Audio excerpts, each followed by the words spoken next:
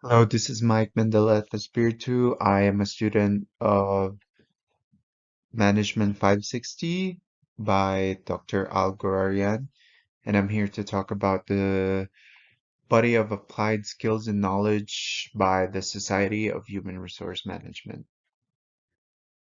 So for this presentation, we're going to start off with what we're going to talk about. So first is the introduction, the history of the model, the what is competency and why is it important in this topic, and how it correlates with everything underneath it. Behavioral competency, business clusters, people knowledge domain, and finally the workplace knowledge domain. So SHRM Basque, or the Society of Human Resource Management, the body of applied skills and knowledge, is a tool or an instrument created by a group of human resource professionals, and it helps them identify ways on how to create a harmonious and effective relationship between the human resource department and the employees itself. So it comprises of knowledge or competencies that focuses on each aspects and provide ways on how to become a competitive and successful human resource. So this model comprises of like branches and categories that help identify on how each of that aspect can uh, be better and be solved by the human resource and how they can improve themselves. And then it is a certified and credential holder suggested by the group of professional HR in acknowledging ways and aspects that can further improve the department. So basically, this is a effective tool, and it's been studied thoroughly by thousands and thousands of human resource people. And here they show us um, how to improve and find ways to provide, just like what I said, a harmonious relationship, and how to also improve the company itself with the human resource and the employees. So now let's talk about competency. So competency is a cluster of knowledge, skills, and abilities that emphasizes ways on how to do jobs or responsibilities effectively. And this also means that it is collecting, analyzing, and gathering all the necessary data for the Department of Human Resource in in accordance to the within the organization. So this makes the employees do their jobs effectively and be aware of their responsibilities. And also competency has two types, technical and behavioral. So technical focuses on the knowledges and skills in the profession that an employee is required to have. And behavioral, this is more of like a communication kind of thing, and it's more of what is it in the person, the characteristics on how it can impact and how it can be a part of the human resource department and in the work themselves and in their work themselves. So let's talk about how this model was developed and what the history is all about. So it all started from 2011 based on its first model called SHRM Competency Model, and until through 2021 where they had created a more extensive model which we use right now. And through those years, like from 2011, like each year from that year, they were doing surveys, making the model like better and making rooms for improvement. And yeah, and it was thoroughly collaborated by 1,200 human resource practitioners and 32,000 human resource professional from over 33 countries. So here you can testify how this model can is actually studied and made thoroughly by professionals, by the human resource. So this is a really good um, model to base upon uh, an organization. And then in year 2020, they made use of the model through practical analysis in March. So basically, this is where they made use of the model and put it in real life and practiced it in real life in a real organization. And through this study and through this practice, it actually showed a huge impact and benefits, not just to the human resource, but for the whole organization itself. So let's talk about behavioral competency. So first one is leadership and navigation. So this means creating a mission and vision statement for a human resource that gives importance on leadership through effective influence and navigation. So here we should focus on the word influence and navigation. So the human resource should initiate all the necessary requirements for its employees and its organization. So they should be able to create and imply what their goals are and what they envision to the company, and not just to the company or the organization, but also to the employees, like how they should treat them, how they want the employees to be in the future and stuff like that. And then the second one is ethical practices. This is transparency among oneself and to the people with the alignment of positive and ethical values and practices. So the human resource should always be integral with themselves. They should be welcoming, that people wouldn't be shy or embarrassed to come up to them, and also at the same time show integrity among its peers and its people. And then most importantly is diversity, equity, and inclusion. This is provision of equality among employees, including fairness, respect, and support among the workplace. So this year, 2024, there are more and more, uh, it's more diverse in the organization, not, it's everywhere. Like restaurants, hotels, companies, they will encounter a lot of like people from other countries with different tradition and culture. And here, human resource should support them, respect them, and show to them that they are fair to everyone. So let's talk about behavioral competency and the interpersonal aspect. So first one is relationship management, establishing a professional contact within and outside the organization with proper negotiation and good resolving skills. So here, relationship management, human resource should be good in establishing a healthy and balanced relationship, not just within its employees, but also to outside the organization. So let's say, for example, human resource wants to establish a good and affordable um, health insurance benefits. So the human resource should be able or should be good in negotiation skills, that it will not just benefit the people, but also the finances of the organization itself. And then second one, communication is a clear and intelligible communication within the organization, a willingness to listen and reflect from it. Human resources are the people where employees go to first. This is where they share their experiences, their what they feel about the organization, about their work, if they're stressed. So here, communication is very important for human resource, and they should be able to relay the information effectively and show to them that they're willing to that they're welcoming to everyone.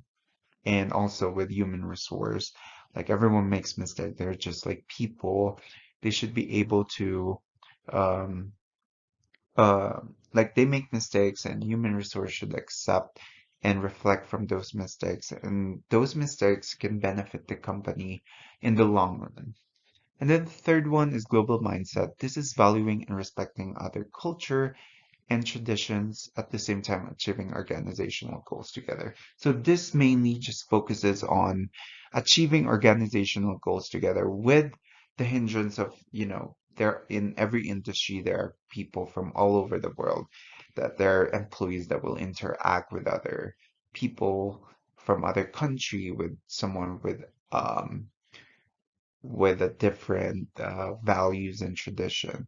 So, like for example, if there's one employee that grew up with a different way of working, or like he has a different behavior that's affecting the employees. So the human resource should acknowledge that and, be soft and understanding when it comes to resolving this type of issues, that everyone is not the same. So let's talk about business clusters. So first one is business acumen. This is the application of business tools to achieve organizational goals through awareness and understanding. It is very important for human resource to understand and identify who they are and what the organization is. This includes um, the mission and vision statement, their products, their services, who their competitors are, what who they are, what they envision themselves, and also like what are the political and environmental issue that could affect the organization itself. And then next one is consultation. So it is identifying business challenges and hindrances, aiming for improvement through HR opportunities and business partners. So here, consult. The word consult is very important for human resource. This is where they gather the data that is hindering them from improvement. So human resource should aim for improvement always. So this is where they can consult help or ideas from other business partners. And yeah. And then third one is analytical aptitude, the importance of data within the organization and how to make use of it for the company. So here, data is important. Data is important everywhere. And in human resource, the data that they gather from the surveys, from what they receive from their employees, they should reflect from it, and what can they do. They need to identify how they can improve themselves, not just for the organization but also like for the employees, and how they can make them feel better and stuff like that, and make the sales go higher. So let's talk about people knowledge domain. So here we will talk about the importance of the human resources knowledge when it comes to dealing with people. So first of all is HR strategy. This is the activities necessary for evaluating employees to achieve organizational goals. So this includes project planning, monitoring, reporting methods and tools. So this is where they use the frameworks and the tools that are necessary to achieve organizational goals. And then talent acquisition. So here talks about identifying and attracting a good workplace environment or a workforce that meets the needs of the organization.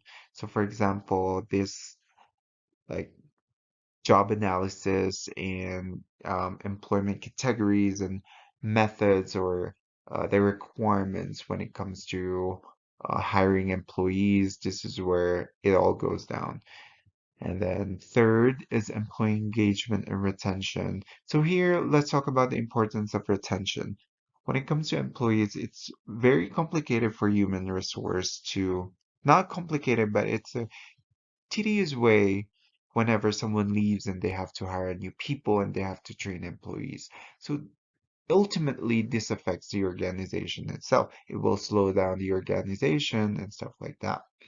So here they will talk about the life cycle passes, the principles and techniques that is required by the human resource. So how communication is important and stuff like that. And then learning and development. So here, human resource and employees, it is important that it is working in an organization. It is a constant learning. And human resource should encourage employees to develop themselves to become better. Then in this way, they will help the organization meet its goals and mission and vision, and ultimately maybe increase the sales within the organization. So the next one is total rewards. Rewards are something that everybody wants.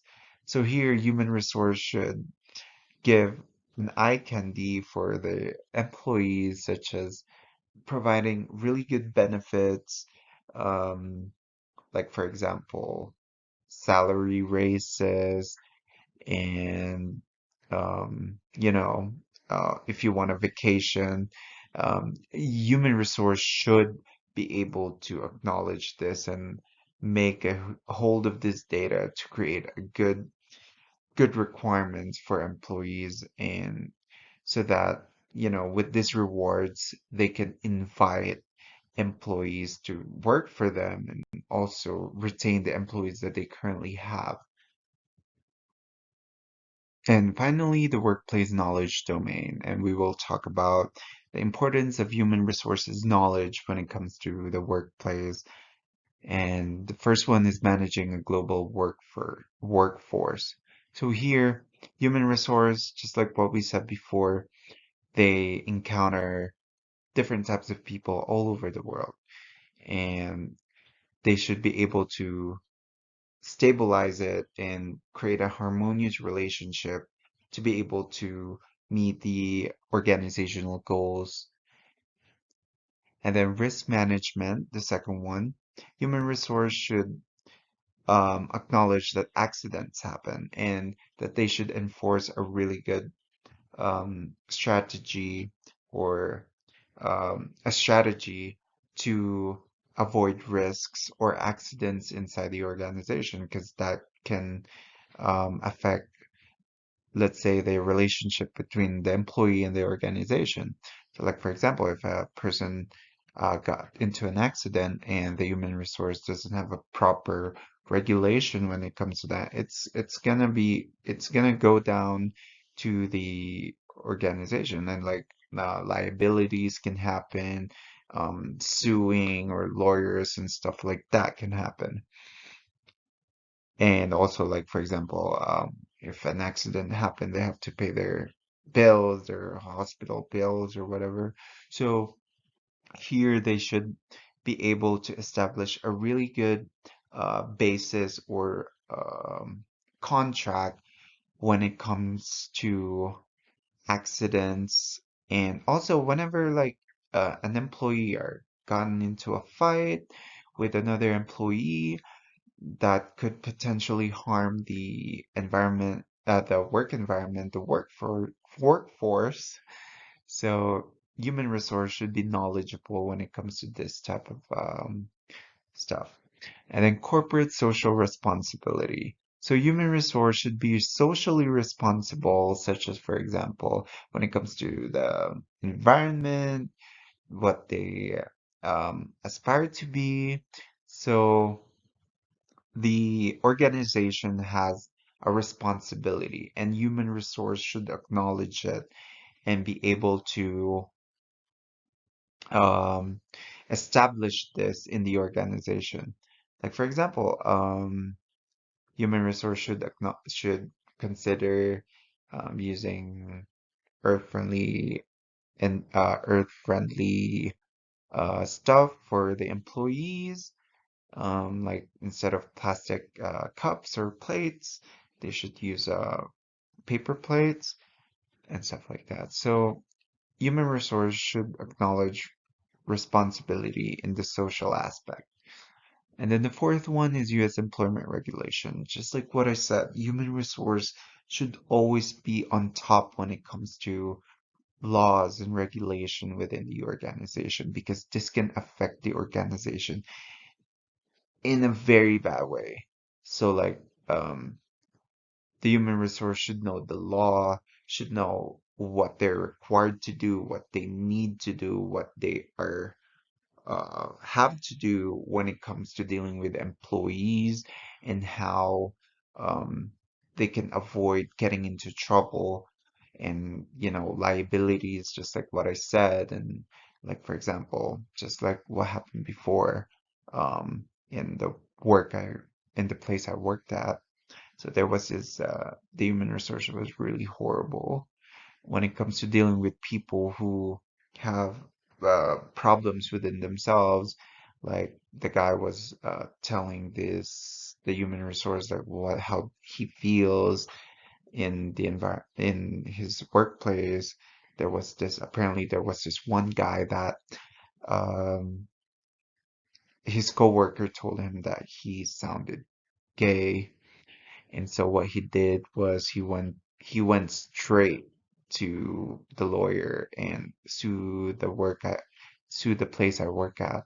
So just like here, the HR should be able to communicate effectively and be the people that they should establish a good, healthy environment within the organization to avoid liabilities. I keep repeating that, but yeah, it is very important.